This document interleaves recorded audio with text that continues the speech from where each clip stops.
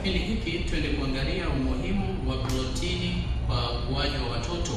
Watoto chini ya kuanzia mwaka 1, 2 na kuendelea. Kwa nini protini tunasema ni muhimu sana kwa watoto hawa katika ukuaji wao?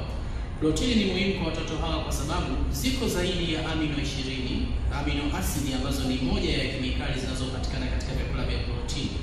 Lakini katika hizo amino asidi 9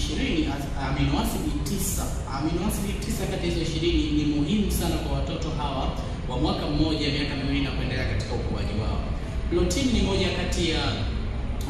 moja kati ya chakula ambacho ni muhimu kwa watoto hawa kutumika, kwa sababu protini utaona inatumika kuanza kujenga chembe hai za mwili. Red blood cell inategemea protini anayokula mtoto, kwamba atakapotumia protini basi chembe nyekundu za damu zinaweza kuzalishwa kwa wingi. Na utaona kazi ya protini ni kujenga na kurudishia seli zilizobomoka.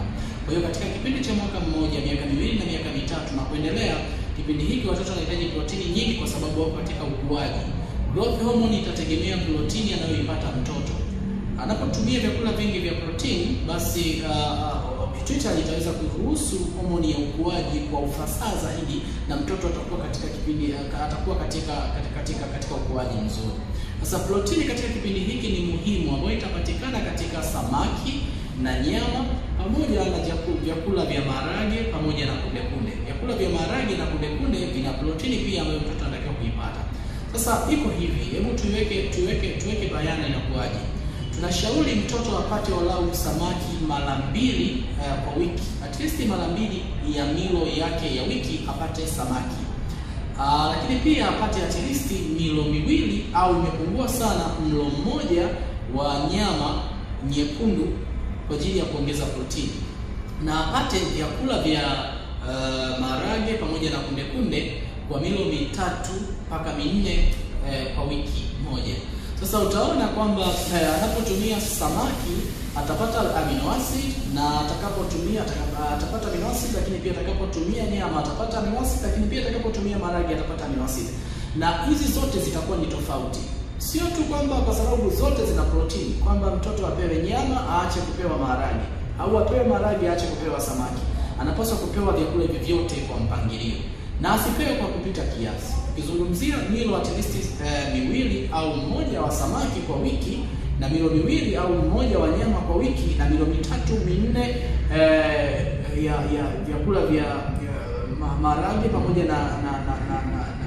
na jamii zake kwa wiki. Ina maana ya kwamba ni vyakula hivyo vinapaswa vipatikane kwa namna hiyo, kwa sababu kila kimoja kina aina ya protini tofauti. Protini itawasaidia watoto kukua katika kiwango kizuri.